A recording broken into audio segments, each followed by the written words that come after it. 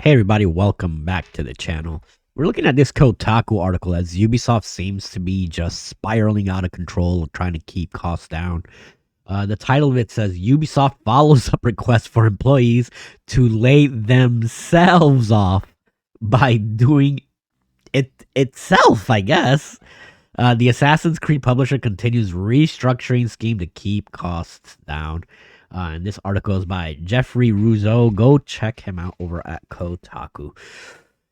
Yeah, let's get right into it. Staff redundancies are anticipated at Ubisoft Stockholm and Massive Entertainment. Ubisoft has announced 55 employees are expected to lose their jobs, according to a statement sent to IGN. Massive, acquired back in 2008, is the studio behind The Division 2, Avatar Frontiers of Pandora, and Star Wars Outlaws.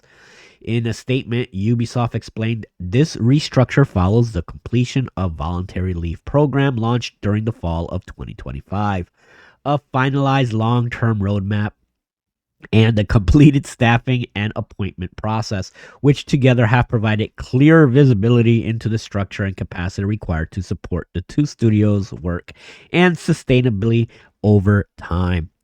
The proposed restructuring will begin with a focus on individual agreements, and impacted employees are being informed directly and supported with care and respect in line with local regulations, Ubisoft said.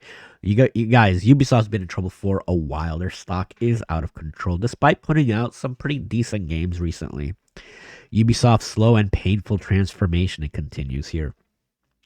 The news comes months after the French publisher began a new cost-cutting restructuring plan back in October of 2025. It asked developers at Massive to lay themselves off voluntarily.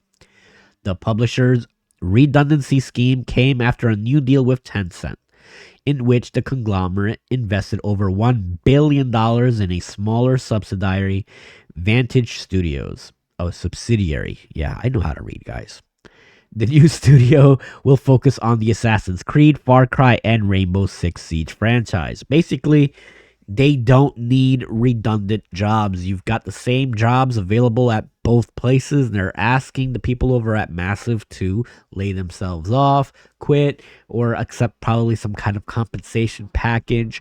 It might be their best offer until these layoffs happen. If they don't do it themselves, guys, the fact of the matter is that Ubisoft is going to end up doing it themselves. IGN notes that despite the new layoffs, updates for Tom Clancy's The Division 2 will continue, as will development for The Division 3 and the survival extraction mode, The Division 2 Survivors. News of job cuts at Ubisoft is not new. Last week, Ubisoft closed its Halifax office after it unionized. The shuttering of the mobile game developers resulted in the loss of 71 jobs. The publisher claimed that the closure was not due to unionization. Let me tell you, whether you agree with unionization or not, when you are in a company that is already financially struggling and you try to hard arm and become a union, and now we're going to demand higher wages, and we're to a company that's already in trouble, well, they're just going to look at you and go, fine, then we're just going to cut our losses and goodbye everyone. And now you get nothing.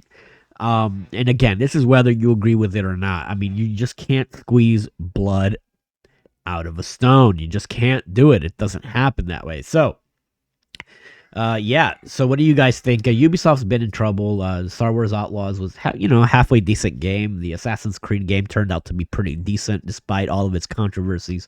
But Ubisoft trying to remain France's woke studio is not working out for them. Perhaps now with this Tencent merger, they can try and battle it out and come out of this hole. But yeah, 55 employees are expected to lose their jobs regardless.